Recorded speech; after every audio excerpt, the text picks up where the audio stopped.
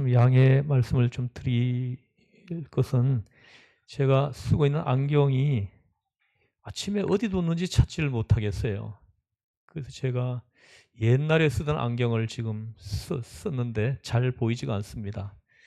그래서 조금 제가 원고를 보는 것이 서툴더라도 그것이 오히려 더 은혜 되게 해 주실 것을 구하겠습니다.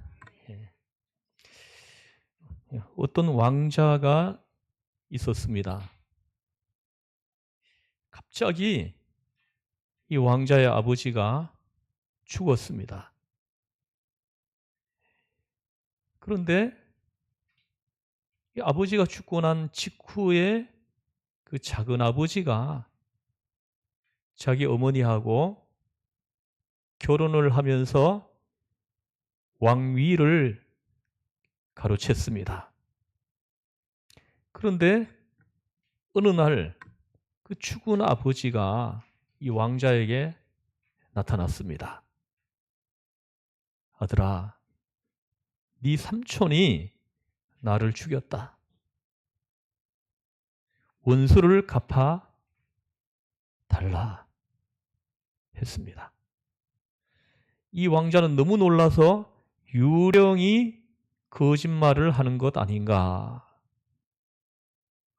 의심이 들어서 그때의 상황을 재현한 연극을 만들어 가지고 공연을 했는데 이때 작은 아버지가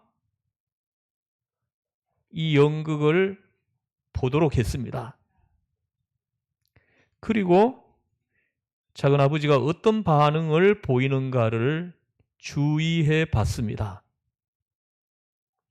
그 연극을 보던 새로 된 왕 작은 아버지가 심기가 불편해 가지고 견디지 못하고 벌떡 일어나서 안으로 들어가 버렸습니다. 그걸 이 왕자가 봤습니다. 아, 맞구나. 우리 아버지를 작은 아버지가 죽였구나.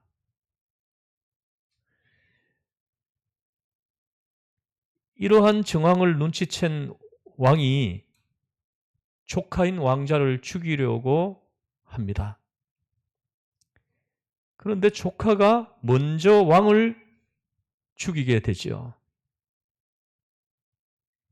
이걸 바라보면서 왕자의 어머니는 전 남편도 죽고 현재 남편도 죽는 것을 보면서 자살해서 죽습니다. 마지막으로 왕자도 이 모든 비밀을 세상에 알려달라고 유언을 하고 이 왕자도 죽습니다.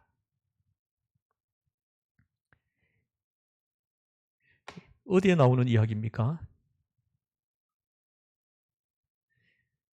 여러분 한 번쯤 다 읽어보셨을 것 같은데 그 셰익스피어의 유명한 4대 비극 중에 햄릿이라는 이야기입니다. 햄릿 이야기예요. 간음의 비극이라고 하는 것이 얼마나 처참한 것인가 하는 것을 잘 보여주는 이야기입니다. 오늘 본문은 십계명의 7계명입니다. 출애굽기 20장 14절 말씀인데요. 한번 따라해 보시죠. 간음하지 말라.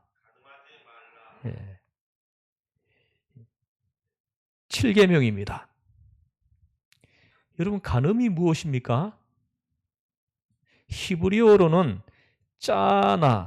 짜나라고 하는 것인데 이스라엘 사람들은 이 간음을 어떻게 출애굽기 10계명에 나오는 7계명 간음하지 말라 이 계명을 어떻게 정의했느냐 하는 것입니다. 이걸 정확하게 알아야 구약 성경을 읽을 때 오해가 없습니다. 간음이 뭡니까? 여러분, 간음이 뭐예요? 다 알고 있죠? 알고 있는데 말하라고 하면은 좀 잘 말하기가 어려운 계명입니다. 참 간음하시. 이 간음이라는 이 단어를 입에 올리는 것도 좀 뭔가 좀 불편해요. 불편한 단어이고 계명입니다. 간음이 뭡니까? 다른 사람의 아내와 성관계를 갖는 것. 그렇게 됩니다. 그 옛날 이스라엘 남자들에게 있어서 창녀와 잠을 잔다거나 가부나 결혼하지 않는 처녀와 관계를 맺는 것은 간음이 아니었어요. 그럼 뭡니까? 간음이 아닌 비정상적 성관계를 그들은 음행이라고 했어요. 음행이라고 불렀습니다.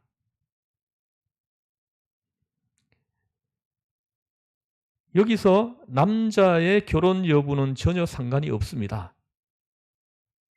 반면에 남편이 있는 여자는 미혼 남자나 호라비와 관계를 해도 간음이 성립했어요. 부인에게는. 한마디로 말해서 간음이라고 하는 것은 남자를 기준으로 해가지고 육체적인 성관계로 한정했다 하는 말입니다. 그 옛날 이스라엘 사람들이 이해한 간음이에요. 그러나 7계명을 들으면서 이스라엘 남자들은 무슨 생각을 했느냐? 다른 남자의 아내만 안 건드리면 아무 상관이 없다. 그렇게 해석을 한 것입니다. 그리고 만약에 간음을 했다고 하더라도 누구에게 죄를 짓느냐 하는 것입니다. 다른 결혼한 남자가 다른 남자의 아내와 간음을 했다고 할지라도 자기 아내에 대해서는 내가 누군가를 간음했어요. 그럼 간음한 그 사람이 자기 아내에 대해서는 죄라고 전혀 생각하지 않았다는 거예요. 이게 그들이 7계명을 이해하고 해석을 한 것입니다. 그리고 상대방 여자의 남자에게만 죄를 지은 것으로 생각했다는 거예요. 무슨 말씀인지 이해하시죠? 예를 들어 봐야겠습니다. 다윗이 간음을 한 적이 있죠. 이 밧세바와 간음을 했습니다. 남편이 있는 여자예요. 이런 경우를 간음이라고 합니다. 다윗은 그 밧세바와 간음을 한 후에 자기 아내들에게는 미안한 마음이 하나도 없었어요. 이 얘기입니다. 다윗에게는 아내가 5명이 있었죠.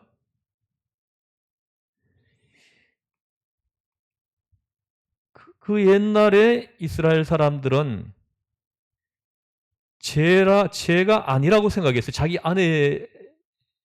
아내를 향해서는 죄를 지은 것이 아니라고 생각을 했습니다. 다만 간음한 여자의 남편에게만 죄를 지었다.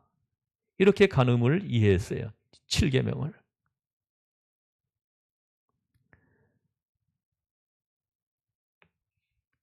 왜입니까? 아내는 그때 당시에는 남편의 소유물이었기 때문입니다. 남자가 간음을 했어도 아내의 마음은 전혀 고려의 대상이 아니었습니다. 이것이 이스라엘 사람들의 7계명에 대한 해석이었습니다. 그런데 예수님은 이 7계명에 대한 본뜻을 어떻게 해석을 해 주십니까? 그 내용이 오늘 본문이에요. 오늘 본문 말씀 27절 32절을 찬찬히 한번 읽어보겠습니다. 27, 32절 시작. 맞아.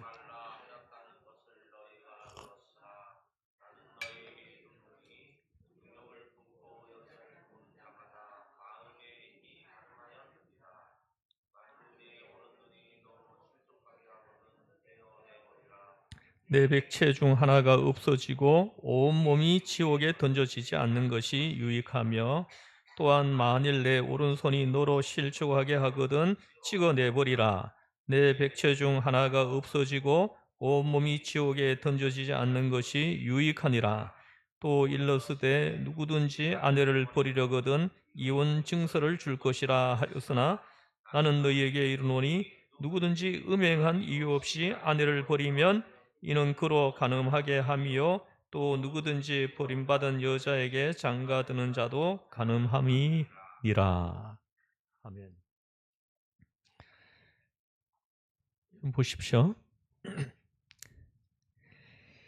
오늘 본문이 바로 10계명 7계명을 예수님이 이해하고 해석해 주신 것입니다. 이스라엘 사람들은 단순히 다른 사람의 아내와의 잘못된 관계만을 금지하는 것이라고 생각을 했습니다.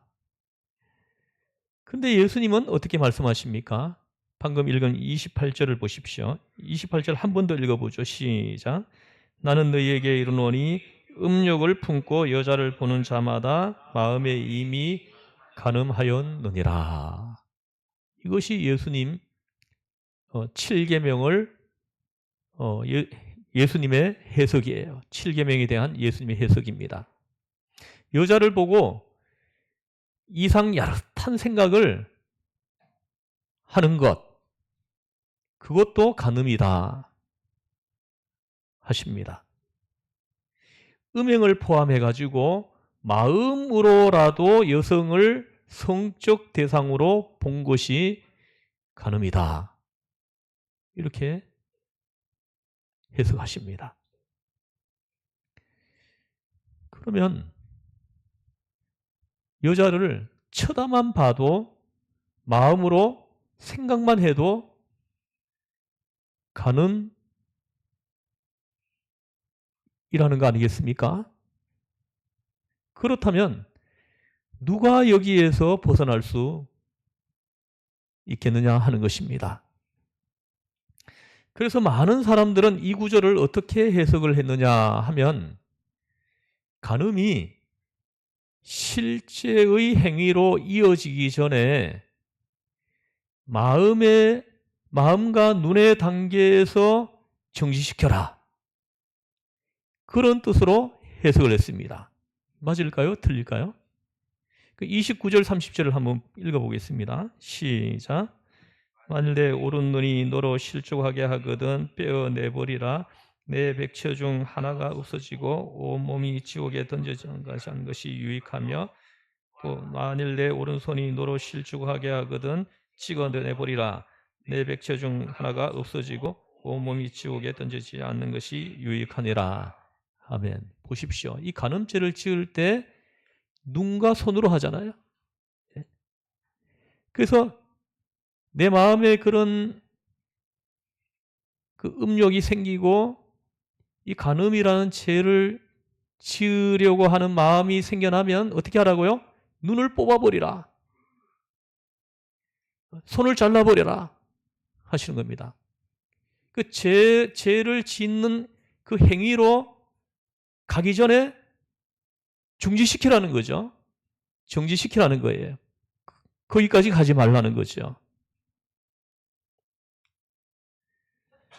실제 행위로 가기 전에 마음과 눈에서 정지시켜라. 맞습니까? 그렇게 생각한 것입니다. 이 죄를 안 지으려고 사람들이. 얼마나 힘들었겠어요. 그 실제로 눈을 뽑은 사람이 있어요.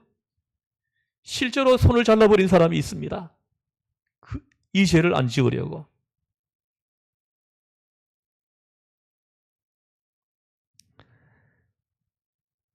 어느 교회에 간음을 행한 성도가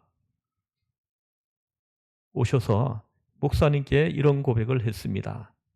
사건의 경위와 현재 심경을 말한 후에 하는 말이, 목사님, 어떻게 이런 일이 저에게 벌어졌는지 모르겠습니다. 내가 어떻게 그런 일을 했는지 나도 모르겠습니다. 그러자 목사님이 이렇게 대답을 했습니다. 분명한 것은 당신의 마음속에서 먼저 그 여자와 잠자리를 한 것이 아닙니까? 그 말을 듣고 그 남자는 가만히 있다가, 목사님 맞습니다. 제가 은밀한 상상을 했습니다. 여러분, 우리의 이 행동은요, 생각을 따라가게 돼 있어요. 먼저 마음속에 그런 생각이 품어집니다. 그러면 행위가 따라가게 된다는 거죠. 그래서 목사님이 대답을 했습니다. 행동은 생각을 따라온 것뿐입니다. 하고 대답을 했다는 거예요. 이런 의미에서 눈과 마음의 단계에서 중지시키라는 말은 맞는 말이죠. 그러나 예수님의 해석이 엄격한 이런 의미로 끝나는 것이냐? 방금 여기서 눈을 뽑고 손을 자르고, 이거는 이 죄를 안 지으려고 애쓰는 그들의 방법이었었어요. 그러나 예수님의 생각은 다른 거예요.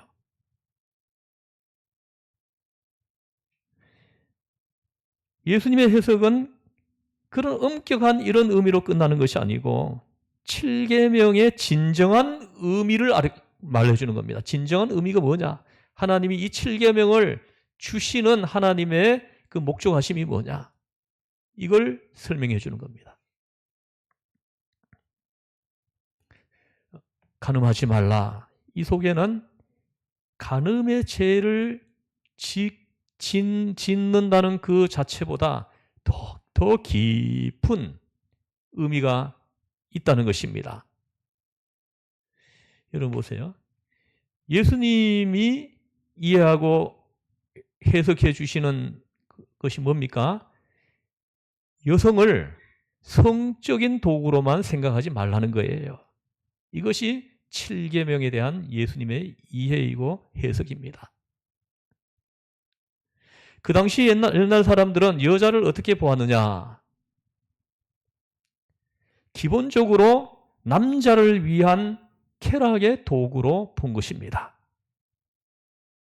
더 나아가서 아이를 낳는 도구이고 남자보다 열등한 존재로서 남자를 도와주는, 밥하고 살림하고 섬기는 그런 존재로 보는 것입니다. 제가 묻겠습니다. 여러분, 이게 여성을 바로 본 것인가요? 당시 남자들이 그렇게 봤다는 거예요. 옛날에는 그게 바로 본 거예요. 이것은 동등한 인간으로 본 것이 아니고 여자를 하나의 도구로 보았다 하는 것입니다. 그래서 예수님은 여자를 도구화하지 말라. 이것이 7계명의 예수님의 해석이에요.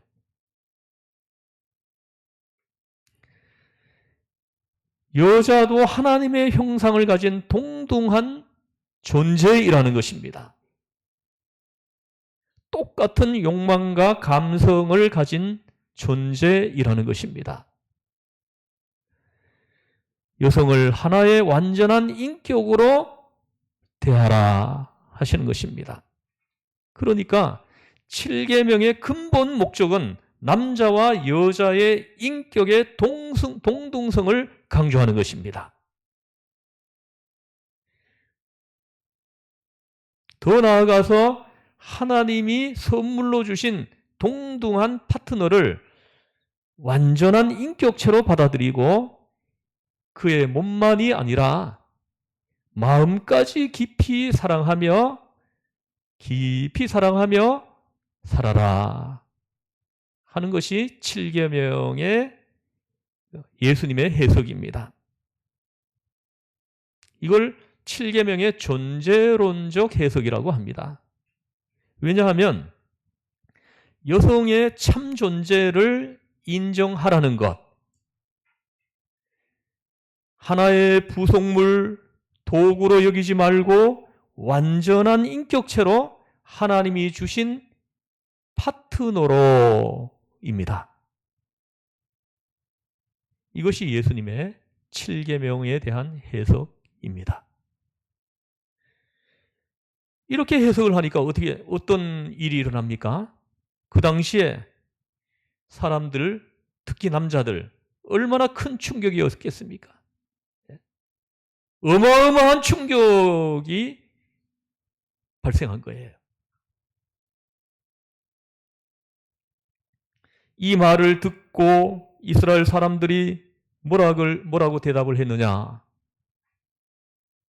남자들이 그렇다면 나는 힘들어서 못 살아요.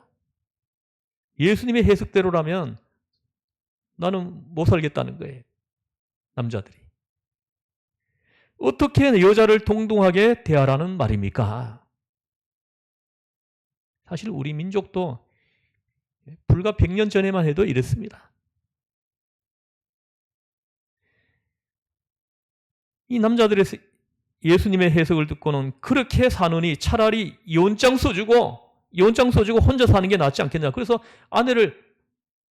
신명기 24장에 아내를 내버리려면 이혼 증서를 써서 내보내라. 이렇게 하신 그 말씀을 근거로 해가지고 여자를 보기 싫으면 그냥 내어 쫓는 수단으로 그 이혼 증서를 사용했다는. 오늘 본문 보십시오. 31절을 한번 보겠습니다. 31절 시작.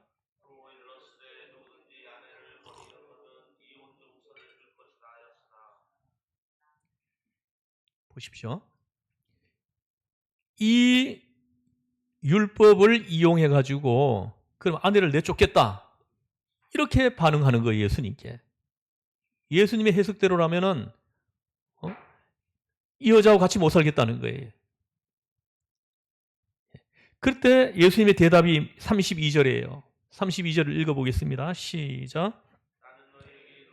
누구든지 음행한 이유 없이 아내를 버리면 이는 그로 간음하게 함이요 또 누구든지 버림받은 여자에게 장가드는 자도 간음함이니라. 아멘. 음행한 이유 없이 아내를 내버리면 버리는 그 사람이 간음죄를 짓는 것이다. 이렇게 말을 하는 거예요. 이게 마태복음 19장 18절 9절도 한번 읽어보겠습니다. 마태복음 9장 한번 좀 찾아보세요. 19장 8절 9절입니다. 한번 읽어보겠습니다. 시작. 모세가 너희 마음에 완악할 때 버림을 바치느냐? 원래는 그렇지 아니하니라. 내가 너희에게 말하노니 누구든지 음행한 이유 없이 버리고 다른 데 장가드는 자는 간음함이니라. 아멘. 보십시오. 모세가 너희의 마음의 완악함 때문에 아내 버림을 허락하였거니와 신명기 24장 말씀을 지금 말씀하시는 거예요. 하나님이 이걸 율법으로 정해주지 않으면 아내를 죽일 수 있거든요. 이 세상에는 얼마나 비열한 사람들이 많은지 모릅니다. 피를 말려 죽이는 거예요. 그럴 바에는 차라리 내보내는데 이혼 증서를 써서 손에 쥐어가지고 내보내라. 이렇게 해준 거예요. 이거는 약자를 보호하는 거예요. 약자인 아내를 보호하는 겁니다. 그러면 이 사람은 그 이혼 증서를 들고 나가기 때문에 또 다른 사람을 만나가지고 재혼을 해서 새로운 가정을 세우고 행복을 다시 추구할 수 있을 거라는 거예요. 그러나 이 이혼 증서 없이 내쫓아버리면 이 여인은 누구도 만나지 못합니다. 만나기만 하면 돌에 맞아 죽었어요. 그걸 방지해 주기 위해서 주신 율법인데 이걸 악용하는 거예요. 아내를 내버리는 수단으로 악용하고 있었다는 거죠.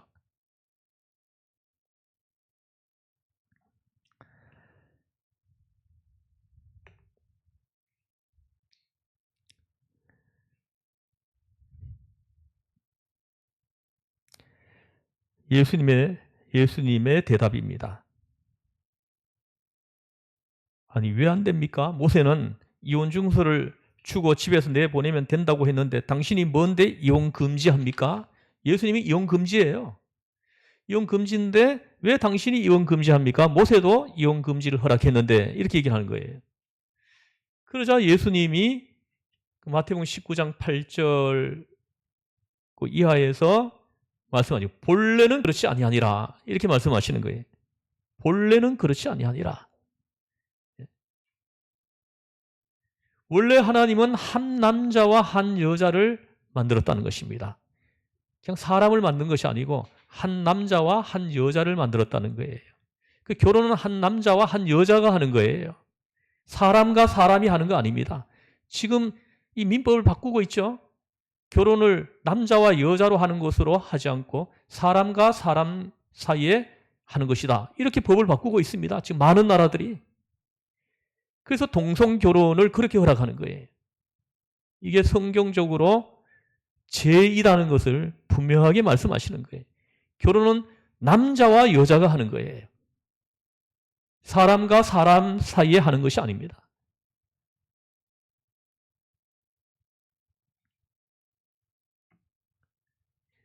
일부 다처제가 하나님의 뜻이 아니라는 거예요. 그렇다면 한 남자와 여러 여자를 만들었겠죠. 일부 다처가 하나님의 뜻이면 남자 하나에 여자 여럿을 만들었겠죠. 한 남자와 한 여자를 만드신 이유가 무엇이겠습니까?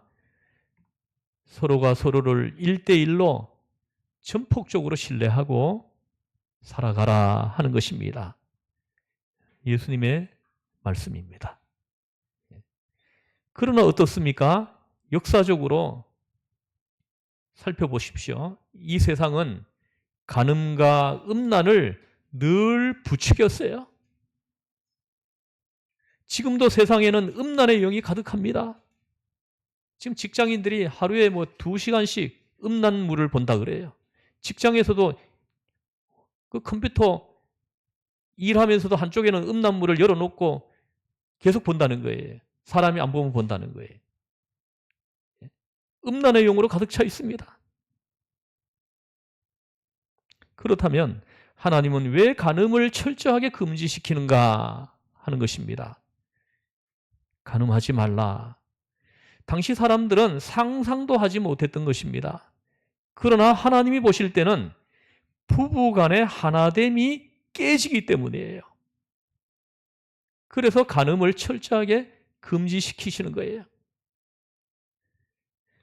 여러분 생각해 보세요. 부부 생활할 때 간음보다 더 큰 배신과 상처가 또 있습니까? 씻을 수 없는 상처를 주는 것입니다. 지금에 와서야 간음하고 나서 아내에게 미안하다는 생각을 좀 하지, 옛날에는 여자가 투기하면 안 된다고 여자를 오히려 나무랐습니다. 남자가 바람 피우는데 말을 하면 여자가 투기를 하다니 하면서 여자를 오히려 혼을 냈어요. 남자가 잘못하면서도. 이 간음은 하나됨에 대한 완전한 배신이기 때문에 하나님은 부부를 하나로 만드신 하나님은 간음을 금지시키신 것입니다. 두 번째는 하나님이 복을 주시려고 만든 축복의 그릇이 가정이기 때문입니다. 이 가정을 통해서 하나님 모든 축복을 주시는 거예요. 그래서 이 가정을 지키기 위해서예요. 하나님이 복을 주시려고 하는데 복을 주실 곳이 없어져 버리잖아요. 이 간음이 그렇게 가정을 파괴한다는 거죠. 제가 예수님의 이 말씀이 결혼을 해서 제가 결혼 생활을 해보니까 얼마나 이 말씀이 와닿는지 몰라요. 결혼을 해서 하나님이 주신 축복이 어떤 건지 내가 체험하고 눈으로 보고 하거든요. 가정을 이루지 않으면은 나에게 그 하나님이 주실 수 없는 그 축복이 있다는 거. 그걸 이제 알게 되잖아요. 이 간음은 이 축복의 그릇을 왕창 깨지게 하기 때문에 신성한 결혼 생활에 금이 가게 만들기 때문에 하나님은 이 간음을 금지시키는 겁니다. 간음하지 말라 하신 것입니다. 더 나아가서 영적으로 심각한 타격을 받게 됩니다. 간음을 하게 되면. 몸만 섞이는 것이 아니라 영혼도 영향을 받게 되기 때문입니다. 그래서 잠언서 6장 32절에서 이렇게 말씀합니다. 여인과 간음하는 자는 무지한 자라. 이것을 행하는 자는 자기 영혼을 망하게 하며. 얼마나 무서운 말씀입니까? 간음하는 자는 자기 영혼을 망하게 하는 거라는 거예요. 하나님 앞에 바로 서지 못하게 만드는 것이 간음이라는 거예요. 그래서 간음을 금지시키신 것입니다. 그러면 여러분, 어떻게 하면 우리가 이렇게 이 죄에, 이 간음이라는 죄에 빠지지 않고 살 수 있을까요? 음란한 세대 속에 살면서 지금 음란한 세상이에요. 음란한 세대입니다. 그 음란한 세대 속에 살면서 간음죄를 짓지 않고 올바르게 사는 비결은 간단합니다. 하나님을 경외하고 가정생활이 행복해지면 돼요. 하나님을 경외하고 가정생활이 행복해지면은 간음죄를 짓지 않는다는 거예요. 어떤 사람은 말합니다. 아니 성욕이라는 것을 어떻게 감당할 수 있느냐? 이 성욕이라는 것을 어떻게 감당할 수가 없다. 여러분 정말 그럴까요? 그 유명한 성 아우구스티누스는 이런 말을 했습니다. 사랑에는 두 종류가 있다. 하나는 피조물을 향한 세상을 향한 하향적 사랑이 있다. 아래로 향한 사랑이 있다. 이렇게 말을 했고 또 하나는 신령한 위를 향한 사랑이 있다. 이렇게 말을 했습니다. 사람의 사랑이 대조적인 방향을 취할 수 있는 이유를 그렇게 설명한 거예요. 인간의 본성상 영적인 동시에 육적이기 때문인 것입니다. 인간은 이 사랑이 어디로 향하게 할지를 선택해야 됩니다. 선택은 여러분이 해야 되는 거예요. 이 사랑이 위를 향한 신령한 사랑이 되게 하는 것도 내 선택이고 세상을 향해 가지고 세상을 향하게 하는 것도 내 선택이라는 거예요. 하나님께서 우리를 그렇게 지었어요. 선택을 우리가 하게 했다는 것. 선악과도 똑같잖아요. 따먹는 것도 안 따먹는 것도 우리가 선택하도록 한 거예요. 그러나 따먹으면 이렇게 된다. 이렇게 말씀하신 거예요.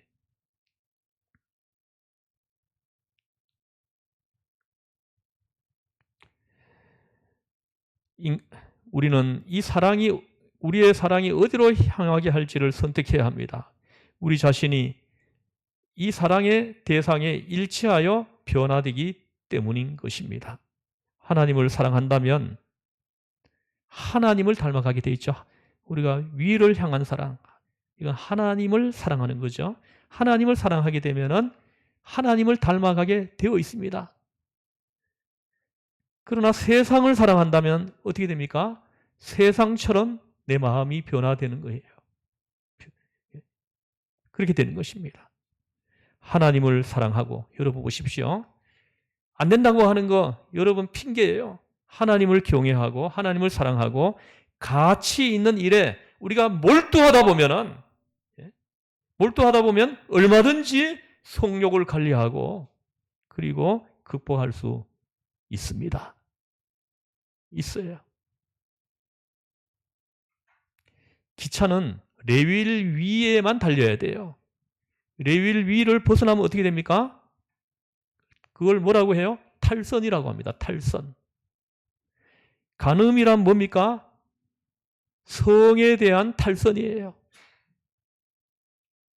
축복으로 주신 성을 안전하게 사용하고 그것을 통해 주신 축복을 다 누리는 여러분 모두 되시기를 주의 이름으로 축원합니다. 아멘. 기도하시겠습니다.